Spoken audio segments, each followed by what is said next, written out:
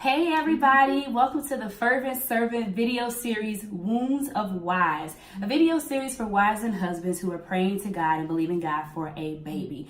This is something that God put on my heart just a couple of weeks ago because it is something that's very important, something that's very relevant, but we don't talk about it hardly at all. And so what I want to do is create a space underneath the umbrella of Fervent Servant so that we can talk about these sort of things.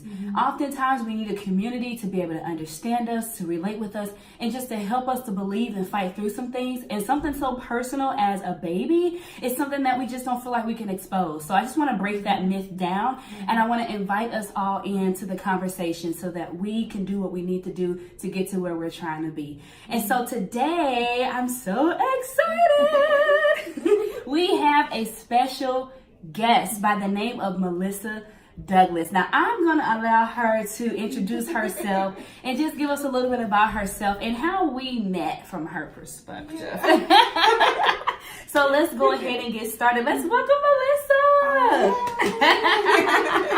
Thank you so much, Darlisha. Yes. So I'm Melissa Douglas. I am a therapist. I'm a mom. I'm a wife. And I have a counseling practice called Goal-Driven Counseling, and we can talk about that a little bit later. But I met lovely Darlisha because we are glam sisters. We both participated in the Glam Fellowship last year. Yes. Yeah, last year, where we did just a lot of just personal development and entrepreneurship development and just we touched so many different things. Yes. So we spent several weeks, months together, really getting to know each other. Yeah. I love her books. I read her books and supported her. She in that supported way. you on the first day, y'all. She didn't even know your girl. Okay. Yes. So we've just really grown to be like just sisters. Absolutely. For real. We're so sisters. This ain't going nowhere but up. I mean, hey. Yes. So I'm really glad to be here and be a part of Wounds of Wives. Yes. Because this is a really amazing vision that you have that I think is going to help so many people. Amen. Amen. Well, let's jump into it. I mean, already y'all can see that SheTheBomb.com. Okay, we are not going to play no games today. But I knew that Melissa would be the perfect addition to this video series. She has a story of her own that I didn't even know was there until I reached out and asked her about the whole business side of it, and then she shared her personal side, and I said, oh my gosh, you're the perfect person for this video series. I believe that she's going to touch so many lives and she's going to reach so many hearts, and that God is going to begin to do a transformative work through your marriage and through your attempts for a baby. He is going to see you through this process. And so, Melissa, can you tell us just a little bit about your marriage story? Okay. So don't get in trouble now. So my marriage story, we were young. I've been married 9 years now. Yeah. So my husband and I got married. We were still in college. We were still really young. He was cute. I was fly. And I mean, we just, started dating in college. We met at the University of Dayton. I'm from Chicago. He's from St. Louis. Okay. Started dating. We didn't have the typical marriage before carriage and all those things. We started dating and we had our baby pretty soon after, and then we got married the year after that. So we joke because it's not this like fairy tale story, but we definitely have grown up with each other and grown into our marriage. So we started off just kind of like a little fling and dating, and then became parents. We got married at the courthouse. It wasn't this really big elaborate thing, but we knew that we wanted to be together. And being still young and in college and things, you're like, well, we want to save our money for a house. We don't go to this courthouse. Do you hear me? Do you hear me? Wisdom nugget right there. Yes. Okay. And I'm just really thankful that we've really stood the test of time, because to be 31 and married 9 years, like, it ain't easy. It ain't. That's gonna be another video series. Okay. Yeah. So just being young and married and just really growing into like what that means. I think our marriage story is really. It's been interesting because he comes from parents who have been married his whole life. Okay. And I come from a family who nobody in my immediate family were married. Yeah. So just real different worlds. Yes, completely different worlds, and just learning how to connect with each other and grow with each other and truly be there. Yes. In the way that God created us to be. So you said something so key. Learning and growing with each other. I think oftentimes we come into the relationship thinking that we know this and then that and this and then that. I was there. Me too, y'all. But that's another little key little nugget. Learning and growing with each other, which will help in conceiving that baby, right? Yes. So talk to us about your experience with your children. So you said the first one came pre-marriage, and then you have 3 children, correct? Yes, we have 3. Okay, so you guys are married now, and then what? Yeah. So our oldest daughter is 11, and she's this super smart, bright, just amazing girl. And we always joke that she's so intelligent because she's already been to college before. So and she looks just like mom. She does. But her first almost year of her being born, we had her at college with us. Okay. We were both away from family, and we did it on our own. Like we got together, we made our school and our work schedules together. When he was at work or school, I was at home with her, and vice versa. Priorities. Yes. Okay. I remember, and I think this is just so key, and it spoke to the testament of how just amazing my husband was. Yes. I remember because we were kind of rocky in the beginning, not really sure like if we were gonna make it or stay together. It's natural. But we were both very committed as parents. Yes. Like we knew that if we were gonna have this child, that we wanted to be great parents. Yes. And I remember him saying, I was only a couple months pregnant. We had only been together a short amount of time. And I was just so afraid that I wasn't going to finish school because I was an undergrad at the time. And he said, I don't care what happens between us, you're going to finish school, you're going to finish school on time. And I was just like, come on, husband. Okay. Come on, husband. Yes, and I did. I never had to take a break in school. Like he did everything that he could do to make sure that I got, the education that I was seeking. So yes, our children. So our oldest is 11, and we had a long break in between. So our next is our son, Monroe the third. He's 5. Yes, he's 5, and he's just a ball of energy, as boys are. Yes. So he was a stark difference from our daughter, but he's a boy. And then actually, so when we were talking, what a lot of people don't know is that we did not have a successful pregnancy in between our second and our third children. And so a couple years later, or a couple years ago, actually we found out he was pregnant, and we were really excited, and okay, we're gonna do this thing for the third time again. And I was about between 8 and 9 weeks pregnant, and I just started having a lot of just pain that I was like, okay, like I remember being pregnant, like things gotta stretch and grow, and sometimes it's uncomfortable. But it got to one day where I couldn't walk, I couldn't stand up. Like I remember the night before, I was just puking, like I couldn't sleep. And finally he was like, okay, babe, like I'm not sure that this is like normal. And we went to the hospital and found out that we had an ectopic pregnancy. Now what's an ectopic pregnancy? Yes. Now I'm so glad you asked me because I didn't know what that was. Okay. And it was such a traumatizing experience because nobody was explaining to us what was happening either. I just knew that I was in a lot of pain, and in the hours that I was there, it went from 1 medical staff person to like 6 medical staff people, like coming in and out, feeling, touching, doing all kind of things. It's so violating. Yes, no one was communicating to us what was happening. And so when we actually found out what was happening, they brought the chaplain in. And I'm like, hold up. Things are getting serious. What the chaplain here for? Right. Like, what's going on, And so that's when we found out. So an ectopic pregnancy is when the baby they're not growing in the womb. They're actually growing in one of your fallopian tubes. And so it's what people used to refer to as like a tubular pregnancy. And at this point in time, my fallopian tube, because I had been in pain for so many days and just wasn't responding to it, my fallopian tube had burst. And so I had a lot of internal bleeding going on, and just a lot of stuff happening. And so at that time, they let us know that if they wanted to save my life, we were going to have to terminate. Wow. So are you telling me that you were in the midst of a decision to save your life or save this baby's life, this 8-week-old baby's life? Yes, we very much believe like this was a growing baby, just all of that. It's this whole thought, and I haven't talked about this like fully in a minute, so it's just like, Thank you for sharing it with us. Yes. But it's that whole thing of, like, when is it really a life and all this kind of thing. And it's a life, like, when God makes that, that connection. Yeah. And so, it, even at 8 weeks, like, people assume, like, okay, well, you didn't feel too much yet. Like, you hadn't felt any movement or kicking or things like that. But I heard a heartbeat. Right. And I knew that I was pregnant. And so. Just the knowledge alone. Yes. Yeah. Yes. And it was a very hard place for me to be in, but I think also just looking over at my husband, knowing that a decision had to be made, and just speaking to him, he was like, well, there really wasn't a decision. We had 2 living kids that were at home, and I needed you to come back home. Wow. With them.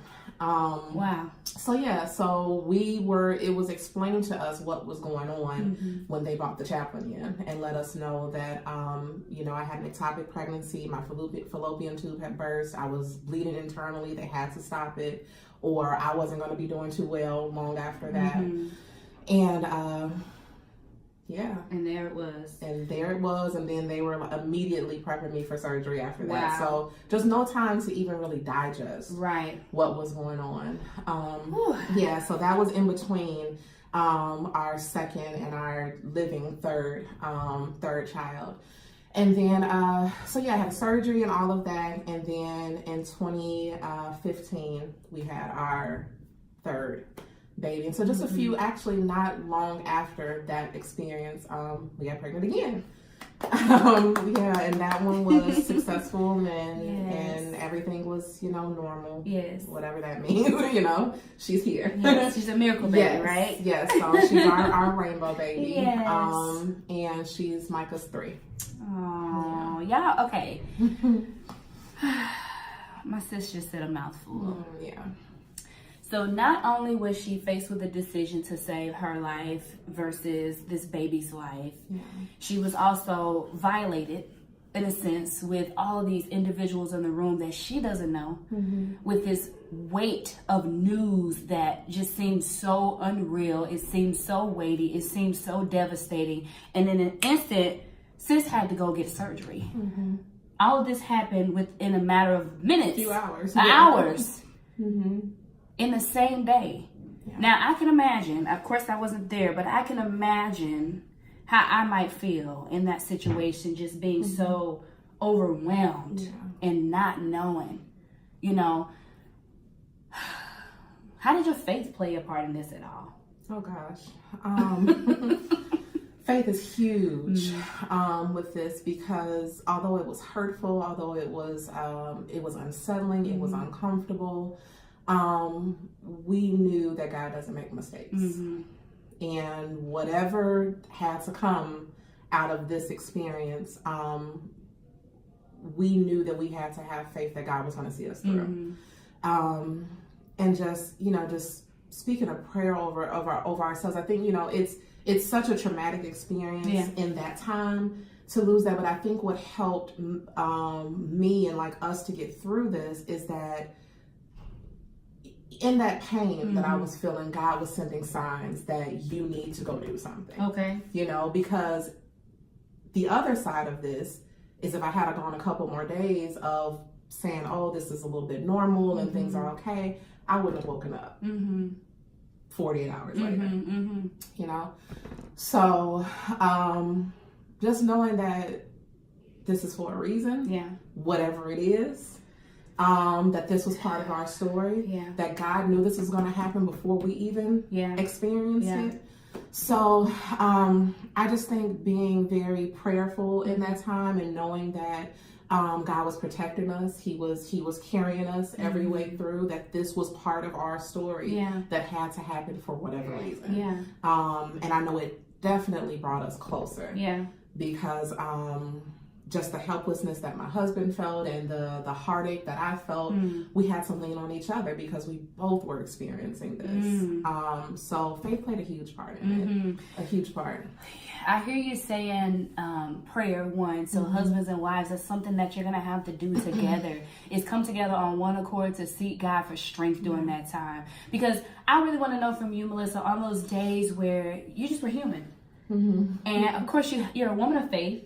You're a woman who believes God. You know that all things are working together for your good, and that He's going to use whatever it is that's happening, even though He didn't cause it. Yeah.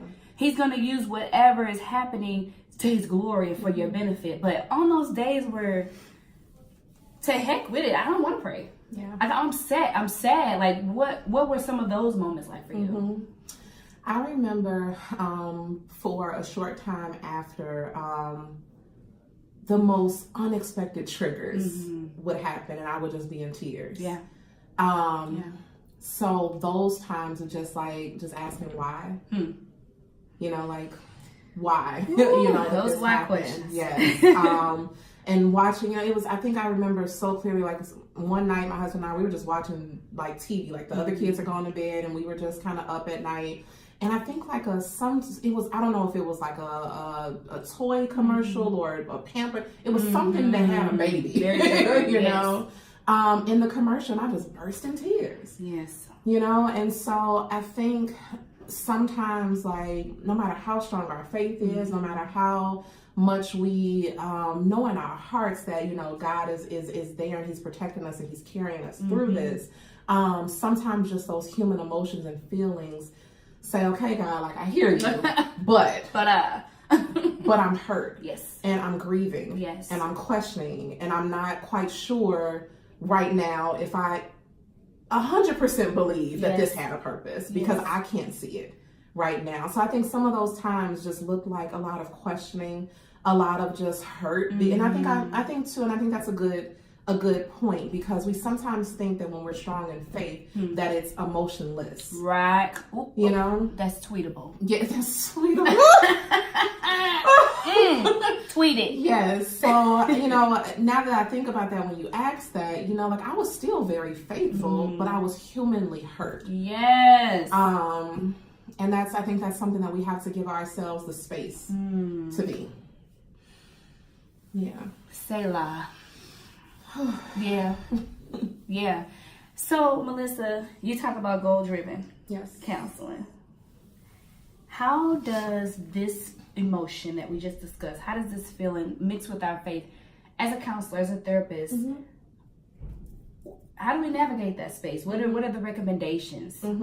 For women who have experienced loss? Yes. You gotta talk about it.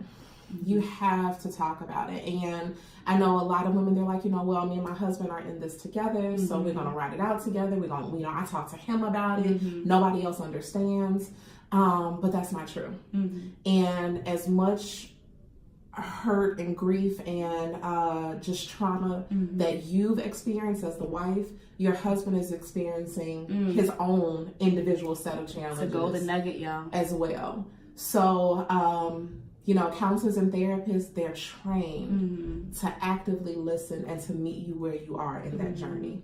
You know, every counselor might not have experienced a loss in this way, but a lot of them are trained in grief. And that's exactly what this is. Okay. It's a grief process. Like, you don't have to, you know, have birthed the baby and held a baby and lost the baby to be grieving. Right. You know, it's grief broken down. And I always like to kind of flesh this out for people, because there's a conception that, like, grief has to be a certain way. And the very essence of grief is that you are grieving the loss of the expectation of what it is that you wanted. Grieving the loss of an expectation. Yes. So you can grieve that experience. Ooh. You can grieve a relationship. You can grieve a lost job.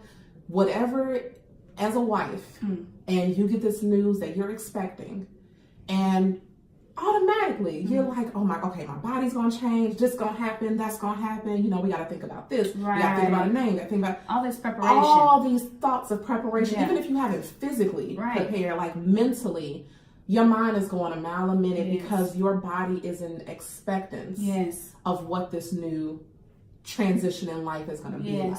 And so when that is cut short in whatever way, your body is shocked, because it's like, hold up, wait, I thought we were gonna have this little being in our hand. You know, and so in this experience, that's what grief is that it's learning how to live through. You don't get over, you don't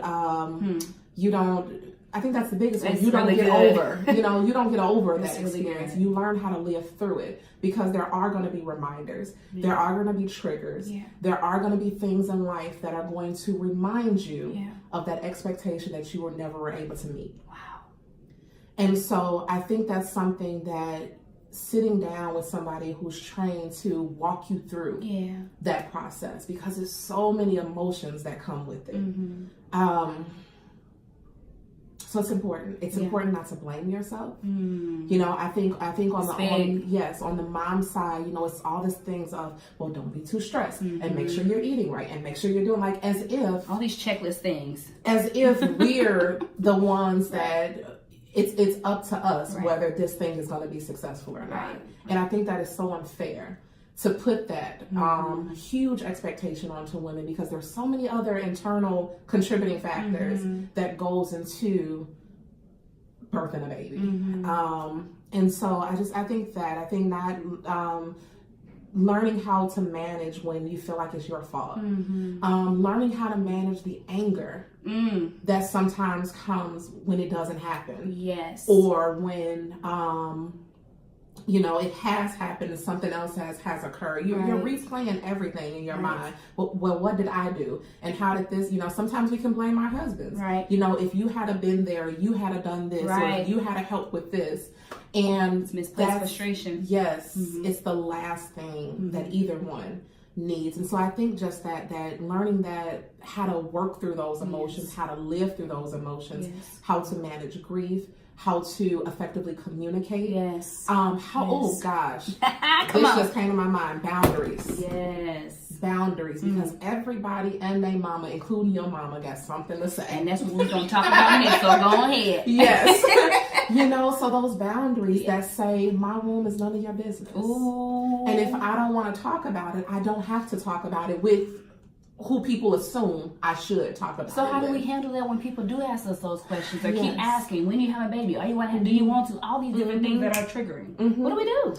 I think we, again, have to work with somebody to handle the emotions that comes with that, because first thing that we want to do is probably pop off, But I think learning how to effectively work through those emotions first, that comes up when someone asks me that, but then also creating a very standard, very short response that you're always going to go back to. Because if you have something already created that you have ingrained in your mind, a good one sentence that says, this is something that my husband and I are in prayer about or communication about, and that's something we like to keep private. And move on from there. Even if that's the only thing that you said, when you have it already predetermined what you want to say or what's comfortable for you to share and say with someone else, you can now manage that automatically coming out as you manage the emotions that comes with it. As you manage the heartache that comes every single time someone has asked you that, but they don't really know that you're already disappointed about it, or you're already hurt about it. So just having something standard that you and your husband agree on, that we gonna have each other back. If someone asks me or if someone asks you, this is our standard answer. Okay, so let me ask you this.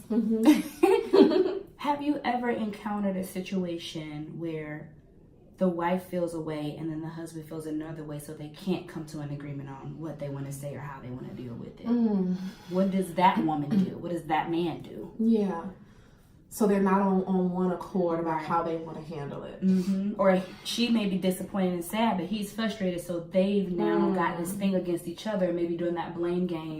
Well, if you had just done this, or if you had just done that, and now they're dealing with not only the loss of this baby or not being able to have a baby, and now they're dealing with, as well, the frustration with each other. Absolutely. Yes. So I think in those situations where there are two very different perspectives on what's happening and different feelings, I think that's an indication of some separate marital concerns. And what's happening is because we have this concrete situation, we've lost a baby or we have been trying and it's not happening, we have this one thing that we can now focus our frustrations on against each other. But when you really break it down, it doesn't even have to do with that. That's a golden nugget. Yes, it has to do with this, person's perceptions or beliefs or understanding or expectations. And then this person has something separate and different. And so we can't come together and compromise or make a decision on what that's going to be because we have prior communication issues, trust issues, this, that. But now we got a central thing to focus on and be frustrated about together. Ooh. So I don't think it's about that situation. When you really break it down and you peel it apart, there are some issues from some other stuff going on. Yeah. And so let's peel through and let's work through that. Yeah. And then we can come back and look at the situation differently. Okay. So couples, counseling is important at the end of the day. I know there can be a stigma about receiving help, seeking help, getting help. But look, if you want to get better and if you really want to make it, and you want to be successful at your marriage, it's gonna take some counseling. It's gonna take someone who is licensed or certified, who has done this, who this is what they do. It's gonna take them to come in and see past what you can't see right now, because this is your reality, right? It's gonna take that extra pair of eyes to say, hey, let's talk about this, this, and that. I mean, what she just said is golden. The fact that now we've lost this baby, or we can't have, there's infertility issues or whatever the case may be. Now we've got something to pile all of our frustrations in. And now that's even gonna affect your ability to have another baby. You know, people always say, don't think about it, just go for it. Don't think about it, don't think about it, don't think about it. I mean, yes, that's true. But that's hard to do if you haven't dealt with the other factors that are surrounding that thing, right? And so I'm an advocate. I'm an advocate for counseling. My husband and I get counseling as well. Whatever it is in your marriage, in your relationship, or within yourself that you have not dealt with. Those unverbalized expectations of one another, those frustrations with one another, those truths that you held back because you didn't want to expose yourself to your partner or to yourself. You've got to do it. Because if you're going to have a child now, that child is going to need your fullness. They can't just take part of you. They need all of you to be present and a healthy version of you. If you really want them to grow up healthy as well. And so my sis has just given nugget after nugget after nugget after nugget. And I love this. And I heard you mention about other people saying stuff. Do you have any other examples of things that people have said that have just been like rude or triggering, or something that the women and the husbands may, the wives and the husbands may relate to? Like, I love the solution to have this answer pre-decided. So I can deal with it in that moment, and then if I need to go home and cry or whatever later, I can, but in that moment I'll be all right. And I'll let them know, hey, this is what it is, and let's move on from that. But what are some of those things that you've heard either from yourself or from some of the people that you work with, some of those things that people just don't understand? I think people, and it's things that people just don't realize has such a big effect. And so those questions of when are you going to have a baby, or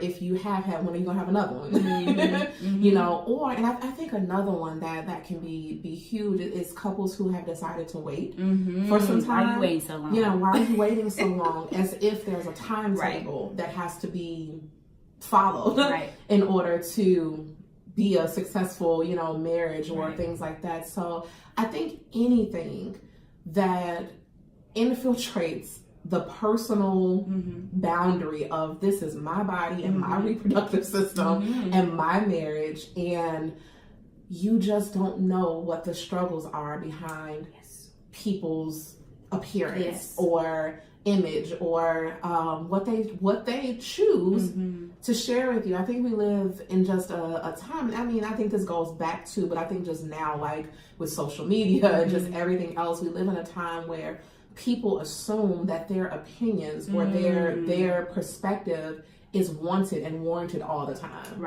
And I just think people, any question that might be personal in nature that you don't have anything to do with, and that I think when we stop and we ask, like, how could this be taken? If this person was experiencing this or that, would it be offensive? Would they, but nobody stops to think before they ask stuff. So I just think those very standards of, when are you all going to have a baby? Why are you waiting so long? When are you going to have another? If you have all boys, when you going to give that man a daughter? If you have all girls, when you going to give that man a son? Just all kind of things that has nothing to do with anybody outside of that marriage. Or Keep saying when you make the decision that you don't want any more kids. You know, like you've had a couple, you've contributed to society, you know, and you know, if you're young, you know, I'm considering not having any more children, but I'm 30 and people are like, wait, what? You know, I'm just like, I got 3, you know, and I that's don't your necessarily choice. have to have any more. Choice, You know, I think another huge thing is women who decide they don't want to have kids. You know, people assume that to be woman and to be wife means that you have to be mother, and that's up to that woman and that marriage to decide that. Absolutely.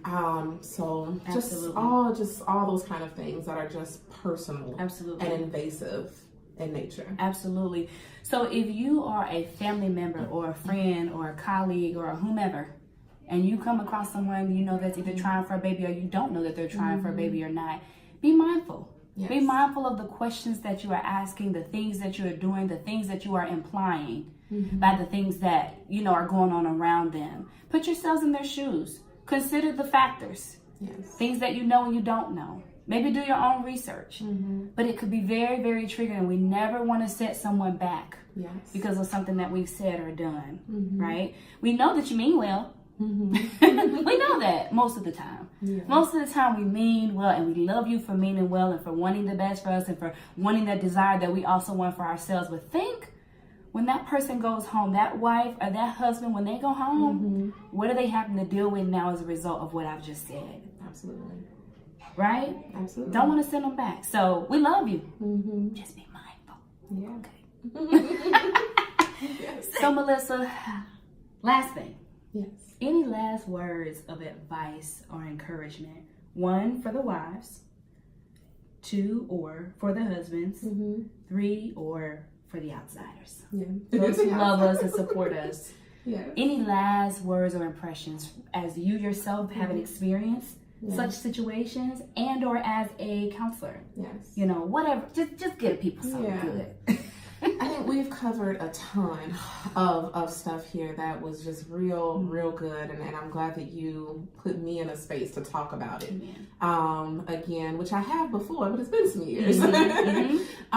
So I think just some last nuggets is for wives and husbands, although we are one, we are still individual people. And so what I bring to the marriage and to the table as a wife, my husband might bring something different in regards to like family upbringing and perspective and expectations and how to handle communication, how to deal with emotions. Like, you are 2 separate people.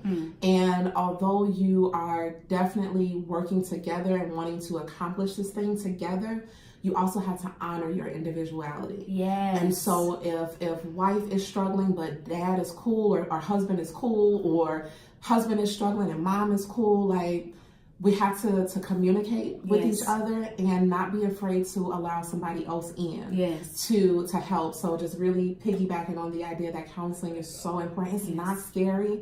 You know, y'all have seen me on here. I'm not a scary person. You know, and I'm a therapist, and I sit with and I hold safe space for people to have these conversations. And I think that safe space piece is so important because our normal surroundings sometimes doesn't feel safe.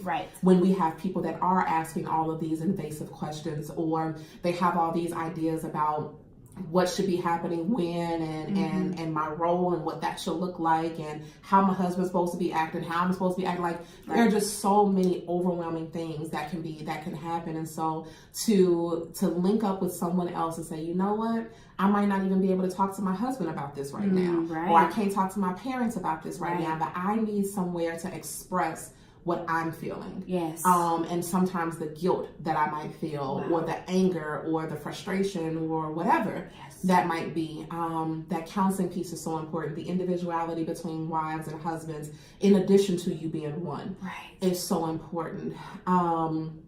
And also, I think too, and it was something that was just in my story that caused me to feel even more guilty, and it's something that we didn't really touch on earlier, is I felt, and I know some other moms can experience that, but I know I felt as if I didn't really have a right sometimes to be hurt and upset and have this loss in this birth story that I could be open about, because I did have two healthy children already. Right. You know, and so in my mind it was this comparison of, but there are some women who can't have children, right. or they're trying and it's just not happening every single month.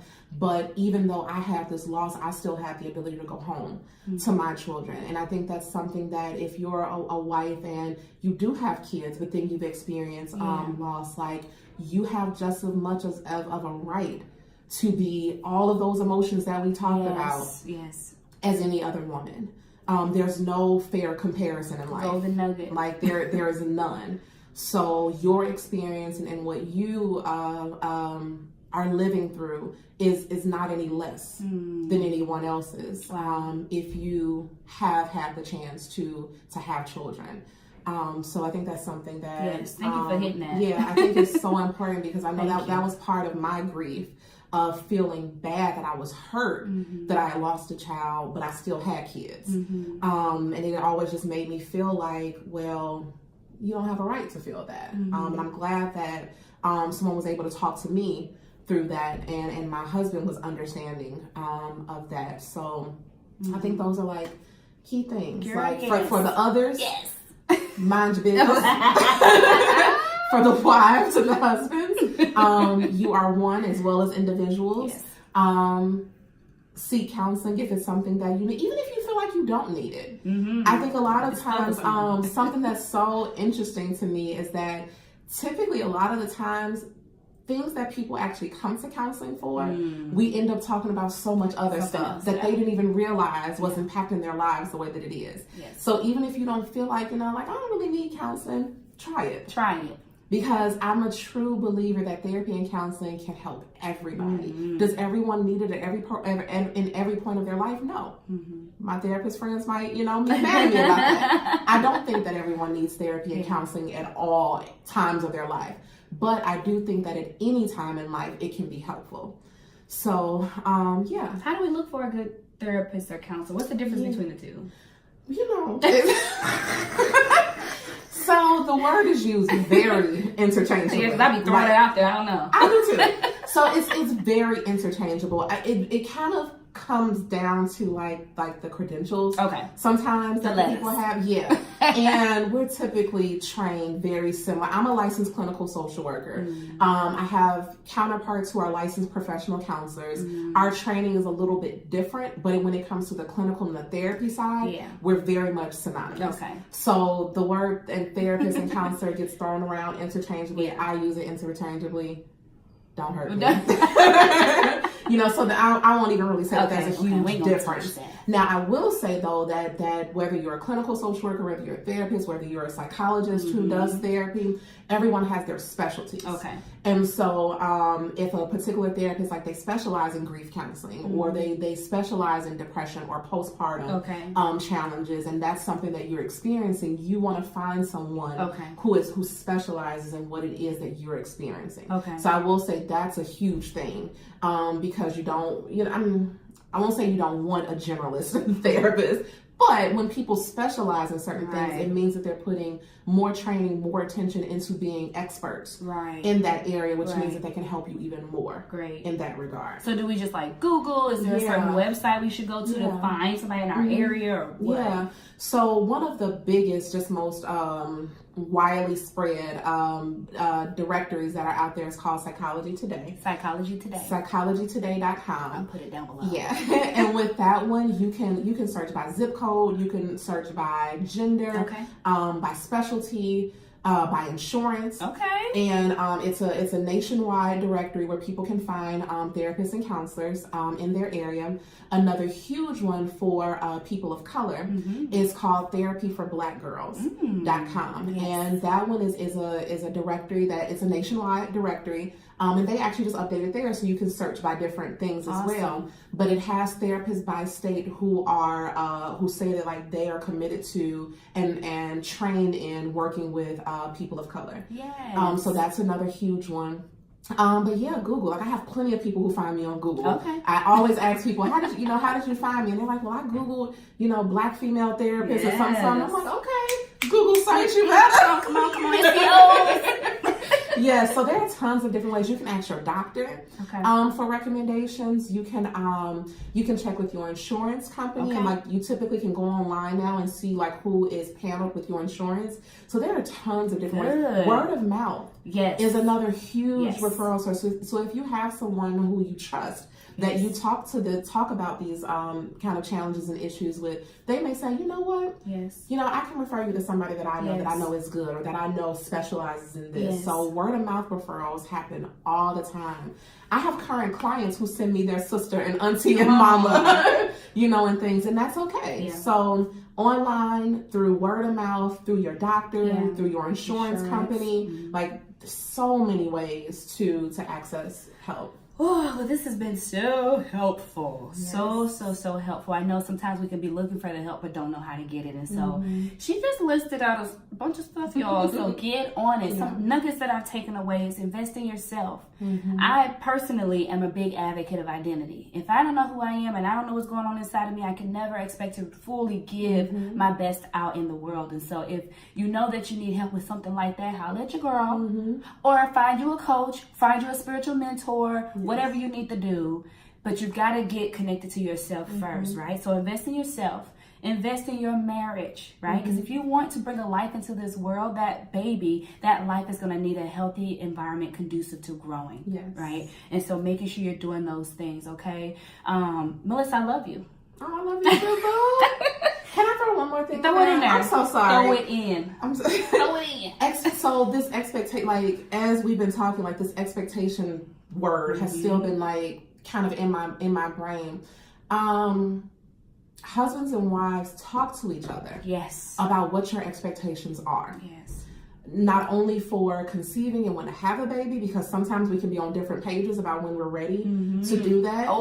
My story. Yes, like, you know, wife is trying and husband's like, I hope not, like, you know, or vice versa. So talk to your significant other and your spouse about your expectations of when you want to have a child. Also, past their expectations on your birthing plan or story. I was huge on wanting to birth naturally. It didn't happen for me. I had 3 C-sections, but you know, my husband had to be aware that, you know, I didn't want medication. I didn't want this. I needed him to help me from the long haul. You know, when it got tough, you know, I wanted to make it through, but we ended up in a surgery room 3 times. You know, but if that was to be successful, he needs to be prepared for what's to be expected from there. Also expectations when it comes to parenting. You know, the conception, the pregnancy, the birthing part is all fine and cool, but then you got these people that you're responsible for. Here, what do you do? For their lifetime, honestly. And so talking about what your expectations are when it comes to parenting. What are your parenting styles? How do you plan to communicate with your children? Do you plan to discipline? Do you not? What are your thoughts about nutrition and sports and playtime and schooling and health? All these things like we just think are just supposed to happen. But again, we're coming from different stories. How I was raised was totally different and opposite, honestly, from my husband. And so now that we're parents together, we gotta talk about and compromise what our expectations are. Sometimes I gotta bend a little bit. Sometimes he has to bend a little bit. Sometimes we dead on and we like, okay, give me some dad. Cool, we're good on this. But I think a lot of times in relationships and marriages and parenting and birthing and conceiving, we don't talk about what it is that we want or expect, and we just assume that our spouse is supposed to know and get with the program. And that can cause a lot of issues. Yes, it can. I'm so glad you just threw it in there. I'm sorry. I had to, you know. Don't be sorry, because that's definitely something that needs to be discussed, which may be another series. So she hit on some things. We will be having a doula on one of our videos, so be sure to tune in for all 5 of the videos. I'll be sharing my own personal story. And then we have Miss Melissa Douglas here. We're going to have Miss Jada Calicut here. We're going to have Miss Carissa Carson here. And then we're going to have my spiritual mentor. She's going to pray for us. And so please don't let this be the only video. Join us for all the videos, because this is some good stuff. Pass this along to your family and to your friends. If you just haven't been able to verbalize what you've been feeling and going through and thinking, let us do it for you. Yeah. Okay? Because we're doing it in love. We're doing it because we care, and we understand that there needs to be support for stuff like this. So this has nothing to do with us. Yes. But I do want to know, how can we find you on social media? Yes. So you can, so just so you all understand what I do. Yes. So yes, I'm a therapist, goal-driven counseling. But more specifically, what we do with goal-driven counseling is we work with teens and adults, so all age ranges, and we help individuals who are experiencing education, career, and life transitions.